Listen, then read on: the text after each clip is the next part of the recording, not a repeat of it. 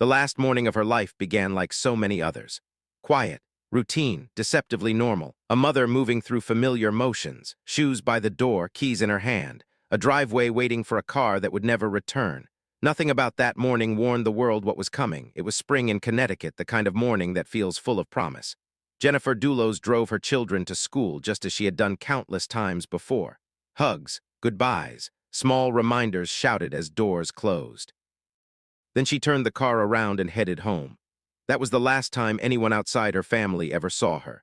By the afternoon, concern began to ripple. Messages went unanswered. Calls rang and rang. By nightfall, fear settled in heavy and unmistakable. The silence was no longer ordinary. It felt wrong. It felt loud. Jennifer had vanished. No calls, no sightings, no sudden withdrawal from life, no note left behind, just absence. The kind that presses on the chest and makes breathing harder with every hour that passes. At first, people struggled to understand how this could happen. Jennifer seemed to have everything. A large home, financial stability, 5 children who depended on her. From the outside, her life looked complete, comfortable, safe. But appearances are skilled liars. Behind closed doors, her marriage had been collapsing. What once looked like success had fractured into bitterness and fear. A divorce filled with tension. Custody battles that turned cruel. Court filings heavy with accusations, desperation, and warnings that read differently once she was gone. Jennifer had been afraid. She told friends. She documented it. She wrote messages that sounded less like complaints and more like preparations. She warned that if something ever happened to her, there was one person investigators should look at. Her estranged husband. It was not a dramatic accusation. It was quiet, careful. As if she already understood how unbelievable the truth might sound. When police began searching, they started where logic told them to begin. Her home, the place she should have been safest, the place that should have held answers. Instead, it held nothing. No forced entry, no broken furniture, no signs of a struggle. Her purse was there, her personal items untouched. The house felt paused, as if she had stepped out for a moment and planned to return. It was as if she had simply vanished into thin air. And that terrified investigators, because disappearances like that don't happen without intention.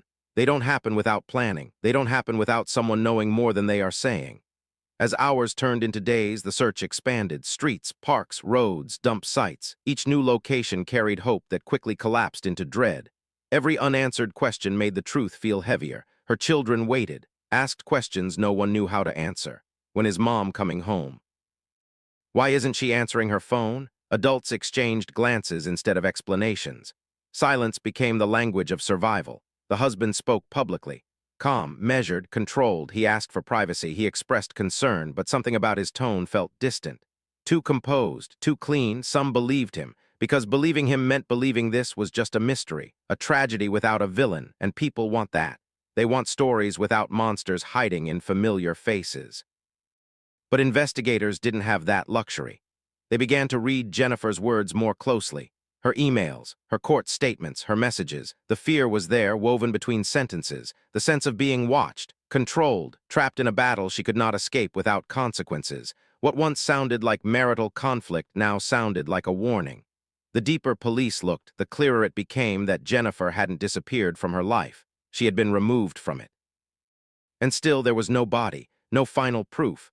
Only the growing realization that something unthinkable had occurred and that it may have happened in broad daylight, hidden behind routine and respectability. The betrayal was not loud. It did not arrive with sirens or screams. It arrived quietly, disguised as normalcy, disguised as a man who smiled for cameras while a woman's voice faded into the background. Friends replayed conversations in their minds, moments they dismissed. Things that felt uncomfortable but not alarming enough to challenge. Now those memories burned, because hindsight is cruel. Jennifer had tried to be heard. She had tried to protect her children. She had tried to leave something behind in case she couldn't escape. And now the world was left piecing together a life that ended without witnesses. This was no longer just a missing person case. It was the opening chapter of a betrayal that would shock a nation. A betrayal rooted not in sudden rage but in control. Not in chaos but in calculation. As the search continued and the pressure mounted, one truth became impossible to ignore. Jennifer Dulos did not vanish by chance. Someone made sure she wouldn't come back. And as the story pressed forward, one question hovered in the silence, unanswered and terrifying. If a woman can disappear like this, after warning the world she was afraid, What does it say about how often we don't listen until it's too late? The picture everyone believed in began to crack, slowly at first, quietly, almost politely. What once looked like a perfect family, wealth, success, smiling photos started to fracture under the weight of facts. As investigators dug deeper, the surface image peeled away, revealing something far darker underneath. This was not a marriage falling apart naturally. This was a marriage built on control. Jennifer had left a trail of her truth behind. Emails written late at night. Court filings filled with urgency. Messages to friends that read like confessions and warnings at the same time. Her words described fear, isolation, a woman constantly watching her own back, a mother desperate to protect her children from a future she felt closing in on her. She wasn't silent, she just wasn't heard. Attention turned quickly to the man at the center of her life, and now at the center of the investigation. Her husband appeared confident, wealthy, well-connected. A man used to being in control of every room he entered. When cameras appeared, he stayed calm. When reporters asked questions, he measured every word. He asked for privacy. He claimed concern. He said he knew nothing. But calm can be misleading. Investigators began lining up timelines and the pieces didn't fit. Alibis bent under pressure. Statements changed slightly, then more noticeably. Small inconsistencies stacked up, each one easy to explain on its own, but impossible to ignore together. Then the surveillance footage came in, grainy, silent, unforgiving, a vehicle moving through the city, stopping, starting, trash bags carried out and discarded in multiple locations, gloves, cleaning supplies, ordinary objects behaving in very extraordinary ways, movements that didn't match a man grieving a missing wife, movements that suggested preparation, and then the circle widened. People close to him were questioned. Employees, assistants, people who depended on him for work, people who followed instructions without asking why. Some of them broke under pressure. Some told stories that felt rehearsed until they didn't. Arrests followed, not for murder, but for something almost as telling, helping clean, helping hide, helping erase. They spoke of being asked to do things they didn't understand, of being told not to ask questions, of being paid to stay quiet, of fear. Of loyalty, of regret that came too late. That was the moment everything shifted. Police stopped asking whether a crime had occurred. They asked how carefully it had been planned, because this was no longer about a woman who vanished. It was about a woman who was removed piece by piece from her own life, her routines disrupted, her presence erased, her future rewritten without her consent. Search teams continued working. Fields, rivers, roadsides, landfills, every day brought exhaustion. Every night brought disappointment. Hope became thinner, more fragile, harder to hold. Jennifer was still missing. No body, no final answers, no place to grieve, but the evidence kept growing louder. Blood found in her garage, cleaned, but not well enough. DNA that refused to disappear, no matter how hard someone tried to scrub it away. Signs that violence had occurred where she parked her car, in a space meant to be ordinary and safe. The house that once symbolized success now felt like a crime scene frozen in time. Her children were moved away from the noise, shielded as much as possible from a truth no child should have to face. But silence has a way of seeping through walls. They felt it too. The tension, the unanswered questions, the sudden absence of certainty. The public watched in disbelief. How could a woman disappear like this? How could someone with power and resources stay so composed? How could an entire life be erased without leaving a body behind? The answer, investigators believed, lay not in chaos, but in control. This was not an act of passion, it was an act of calculation. A plan designed to remove Jennifer from the equation entirely, to make it as if she had never existed beyond paperwork and memory. And yet, despite everything, her voice remained. In the words she left behind, in the fear she documented. In the trail she knew to create in case the worst ever happened. As the case pressed forward, the search for Jennifer became something else entirely. It was no longer just about finding her. It was about proving she mattered, about refusing to let silence win, about confronting the terrifying truth that sometimes evil doesn't destroy loudly. Sometimes it erases quietly. And as investigators prepared for what would come next, one unbearable thought hung in the air, heavy and unresolved. If someone could plan this so carefully, how much more of the truth had yet to be uncovered? Courtroom felt hollow before anyone spoke. An empty space sat where a woman should have been, and somehow that absence said everything. This was the moment the case reached its most haunting phase. Prosecutors stood before the court and made a decision that few ever have to make.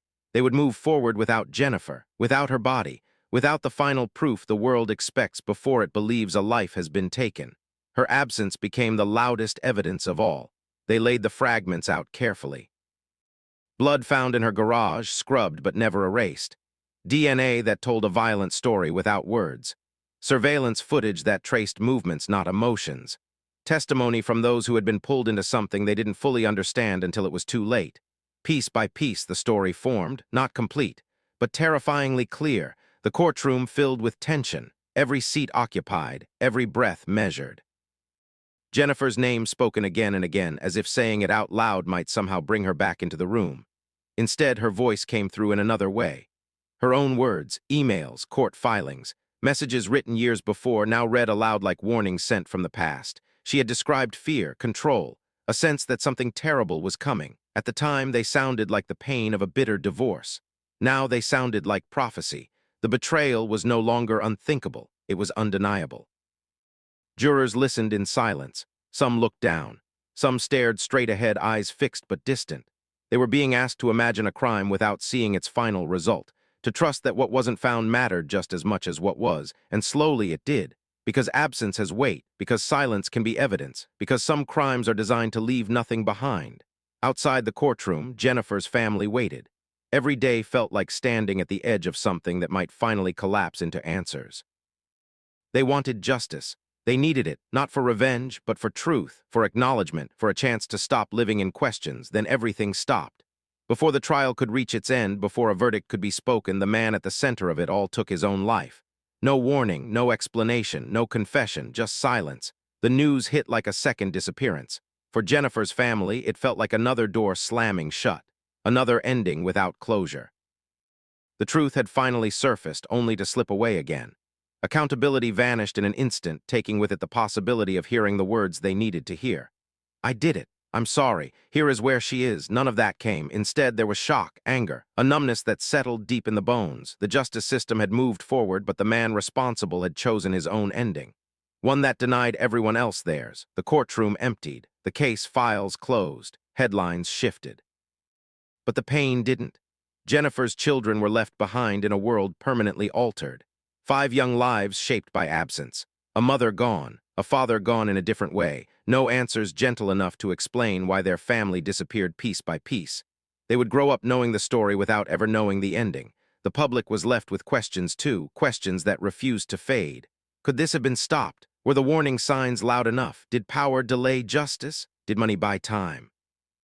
Did silence give permission? There was no trial to answer them, only echoes. This was the cruelest twist of all, a case built on betrayal ending with another act that denied responsibility.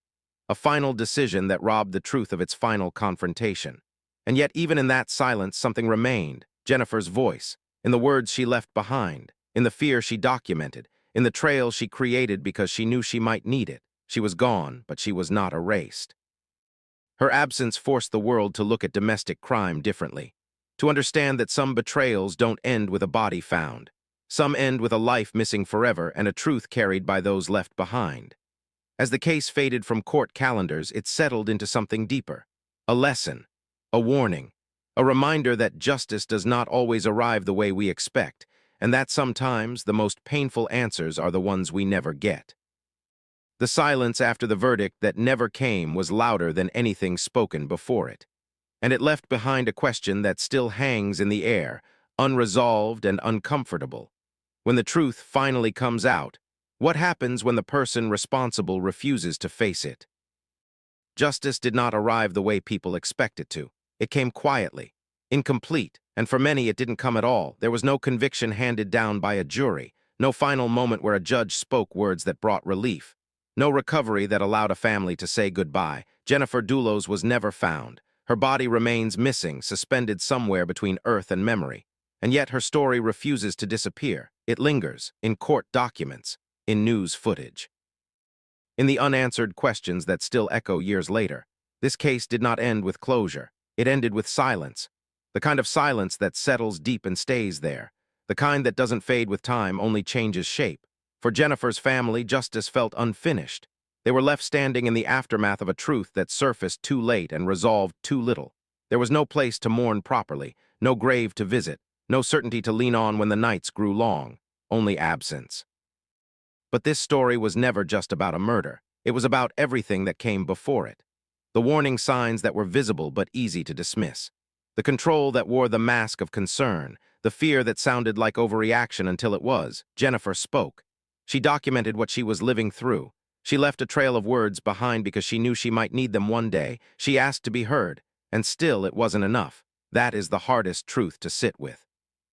She did what people tell victims to do. She spoke up. She wrote things down. She reached out. And yet power moved faster than protection. Influence moved louder than fear. Respectability blurred the lines long enough for something irreversible to happen. This case forces us to confront an uncomfortable reality. Betrayal doesn't always look violent. Sometimes it looks calm. Sometimes it looks legal. Sometimes it looks polished and respectable. It hides behind money, behind influence, behind carefully chosen words and confident smiles.